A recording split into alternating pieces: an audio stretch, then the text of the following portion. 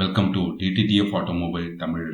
Car owners எல்லாருமே car மெயின்டெனன்ஸ்ங்கிற ஒரு விஷயத்துல கவனமா இருப்பாங்க. பீரியாடிக் கார் மெயின்டெனன்ஸ்ங்கிற ஒரு விஷயம் இல்லைன்னா அது லேட்டர் ஸ்டேஜ்ல ஒரு பெரிய பிரச்சனைக்கு வழிவகுக்கும். அது மட்டும் இல்லாம அந்த காரோட மதிப்பும் குறைஞ்சிரும். கார் மெயின்டெனன்ஸ் லிஸ்ட்னு எடுத்துக்கிட்டீங்கன்னா அதுல முதல் இடம் வகிக்கிறது பீரியாடிக் என்ஜின் ஆயில் சேஞ்ச். இந்த ஆயில் சேஞ்ச் ஏன் பண்றோம், என்னென்ன டைப் ஆஃப் ஆயில் இருக்கு, அதை பத்தின வீடியோ தான் இது. கடைசி வரைக்கும் முழுமையா பாருங்க.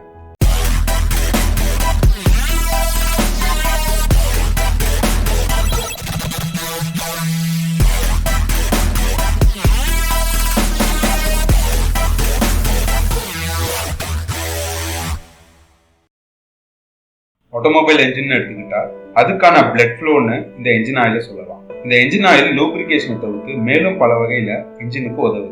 அதை பத்தி தான் இப்ப நம்ம பார்க்க போறோம். Rust and corrosion prevention. Engine parts எல்லாமே முழுக்க ஒரு வகையான இரும்பாலானது. அதனால நாளடைவில் துரு மற்றும் அரிமானம் கண்டிப்பா ஏற்படும். இந்த என்ஜின் ஆயில் என்ன பண்ணுது, அந்த துரு அரிமானம் ஏற்படுறத கூடுமான வரைக்கும் தடுக்குது. அதனால என்ஜின் லைஃப் கூடுது மற்றும் என்ஜினோட பெர்ஃபார்மன்ஸும் இதனால கூடுது. Friction reduction. என்ஜின் ஆயிலோட ஒரு முக்கியமான பயன் பார்த்தீங்கன்னா இந்த ஃப்ரிக்ஷன் ரிடக்ஷன் சொல்லலாம். அதாவது என்ஜின்ல உராயக்கூடிய பார்ட்ஸ்ங்கிறது ரொம்ப அதிகம். அதே போல மெட்டல் டு மெட்டல் கான்டாக்டும் ரொம்ப அதிகமா இருக்கும். இந்த என்ஜின் ஆயில் என்ன பண்ணுது, ஒரு தின் ஃபில்மா ஃபார்ம் ஆகி அந்த உராய்வை முடிஞ்ச வரைக்கும் கம்மி பண்ணுது. இதனால என்ஜின் பார்ட்ஸோட லைஃப் அதிகமா இருக்கும். Removing impurities. என்ஜின் பார்த்தீங்கன்னா அவுட் சைட் என்விரான்மெண்ட்ல நிறைய எக்ஸ்போஸ் ஆகும். இதனால உள்ளார தூசி வர்றதுக்கு நிறைய வாய்ப்பு. என்ஜின் ஆயில்ல டிடர்ஜென்ட்ங்கிற ஒரு அடிட்டிவ்ஸ் யூஸ் பண்றாங்க. இதனால அது என்ஜின் பார்ட்ஸ் கிளீனா வச்சுக்கிறது. கூலண்ட். என்ஜின் பாத்தீங்கன்னா ஏற்கனவே உராயக்கூடிய பாகங்கள் நிறைய இருக்கும். அதனால ஹீட் நிறைய பாத்தீங்கன்னா உள்ளார ஜெனரேட் ஆகும். இந்த ஹீட்டை ரெடியூஸ் பண்றதுக்கு இந்த என்ஜின் ஆயில் ரொம்ப யூஸ்ஃபுல்லா இருக்கு. இதனால பாத்தீங்கன்னா ஹீட்டினால ஏற்படக்கூடிய எனர்ஜி லாஸை தடுக்கலாம். மேற்படி பாத்தீங்கன்னா இந்த டேமேஜ், அதாவது பார்ட்ஸ் டேமேஜையும் நம்ம முடிஞ்ச அளவு தடுக்கலாம். Gap filler. பிஸ்டனுக்கும் சிலிண்டர் வாலுக்கும் ஒரு கேப் மெயின்டைன் பண்ணுவாங்க. அது ஒரு சில மைக்ரானா இருக்கும். இந்த என்ஜின் ஆயில் என்ன பண்ணும், போய் அந்த கேப்பை போய் ஃபில் பண்ணும். அதாவது என்ஜின் ஒர்க் ஆகிட்டு இருக்கும். இதனால என்ஜினோட எஃபிஷியன்சி கூடும். மேற்கொண்டு பார்த்தீங்கன்னா என்ஜினோட பர்ஃபார்மன்ஸும் நல்லா இருக்கும். டைப்ஸ் ஆஃப் என்ஜின் ஆயில், அதாவது என்ஜின் ஆயிலோட வகைகளை பார்க்கலாம். முதலாவதா நம்ம பார்க்க போகிறது மினரல் ஆயில். இது ஆர்டினரி என்ஜின் ஆயில் அப்படிம்பாங்க. இது எல்லா இடத்துலையும் ஈஸியாக கிடைக்கக்கூடிய ஒரு ஆயில். இது எப்படி கிடைக்குதுன்னா, க்ரூட் ஆயில், அதாவது கச்சா எண்ணெயிலேருந்து ரீஃபைன் பண்ணி தனியாக பிரித்து எடுத்து கொடுக்குற ஆயில் தான் இந்த மினரல் ஆயில். இதோட அட்வான்டேஜ் என்னன்னு பார்த்துக்கிட்டிங்கன்னா சீப் காஸ்ட், அதாவது விலை ரொம்ப கம்மியாக இருக்கும். அடுத்து நம்ம பார்க்க போகிறது சிந்தட்டிக் ஆயில். இது ஒரு எக்ஸ்ட்ரா ரிஃபைன்ட் ஆயில்னு சொல்லலாம். மினரல் ஆயிலோட 10 to 20% கெமிக்கல்ஸ், அதாவது அடிட்டிவ்ஸ் அப்படிம்பாங்க, அதை ஆட் பண்ணி சிந்தட்டிக் ஆயிலாக கன்வெர்ட் பண்ணுறாங்க. இது என்னென்ன அடிட்டிவ்ஸ் யூஸ் பண்ணுவாங்கன்னு பார்த்தீங்கன்னா விஸ்காசிட்டி இண்டெக்ஸ் இம்ப்ரூவர், அதாவது அந்த திக்னஸ், அந்த குழகொழுப்பு தன்மை மாறாமல் இருக்கிறது. ஆன்டிஃபோம், நுரை தள்ளாமல் இருக்கணும். டிடர்ஜென்ட், அதாவது கிளீனிங் பர்பஸ்க்காக யூஸ் பண்ணுறது, சோப்பு மாதிரி கிளீனிங் பர்பஸ்க்காக யூஸ் பண்ணுறது. கரோஷன் ப்ரிவென்ஷன், அதாவது துரு பிடிக்காமலும் அரிமானம் ஏற்படாமலும் இருக்கிறதுக்காக. ஆன்டி ஆக்சிடென்ட், ஆக்சிடேஷன்ங்கிற ஒரு ப்ராசஸ் உள்ளார நடக்காமல் இருக்குது. இதனால இந்த சிந்தட்டிக் ஆயிலோட அட்வான்டேஜ் என்னன்னு பார்த்தீங்கன்னா, ரொம்ப நாளைக்கு நம்ம ஓரளவுக்கு மினரல் ஆயில கம்பேர் பண்றப்ப கொஞ்சம் கூட நாள் கழிச்சு தான் நம்ம ஆயில் சேஞ்ச் பண்றபடி வரும். மேற்கொண்டு பார்த்தீங்கன்னா இது கிட்டத்தட்ட ஒரு டபுள் மடங்கு, அதாவது காஸ்ட் வைஸ் பார்த்தா மினரல் ஆயிலை விட ஒரு மடங்கு கூட. செமி சிந்தட்டிக் ஆயில், அதாவது மினரல் ஆயிலையும் சிந்தட்டிக் ஆயிலையும் கலந்த கலவை தான் இந்த செமி சிந்தட்டிக் ஆயில். பர்சன்டேஜ் பார்த்தீங்கன்னா 70:30, 70% மினரல் ஆயில், 30% சிந்தட்டிக் ஆயில். விலை பார்த்தீங்கன்னா மினரல் ஆயிலை விட கொஞ்சம் கூட இருக்கும், சிந்தட்டிக் ஆயிலை விட கம்மியா இருக்கும். கடைசியா நம்ம பார்க்க போறது ஹை மைலேஜ் ஆயில். அதாவது இந்த ஆயில் இந்தியாவில் ரொம்ப யூஸ் பண்ணல.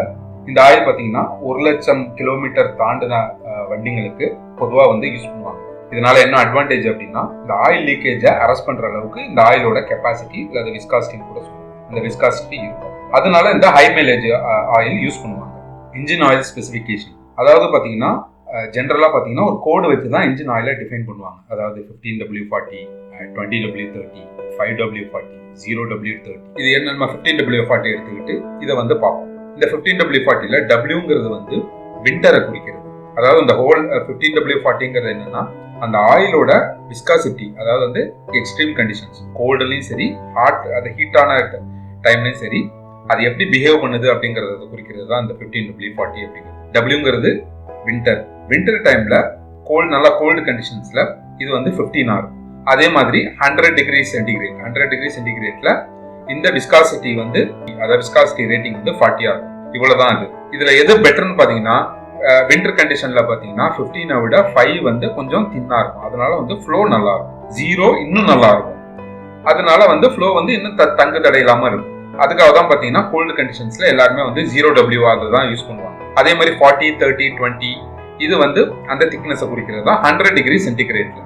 இந்தியாவில் காருக்கு யூஸ் பண்ற டீசல் கிரேடை தான் இங்க நம்ம சொல்லியிருக்கோம். இப்போ டீசல் கார்னு எடுத்துக்கிட்டீங்கன்னா மினரல் ஆயில் வந்து 15W40, செமி சிந்தட்டிக் வந்து 5W30, synthetic oil fully synthetic oil வந்து 0W30. அதே போல பெட்ரோல் காருக்கு வந்து 20W40 இதுதான் வந்து ரெக்கமெண்ட் பண்ணுவாங்க.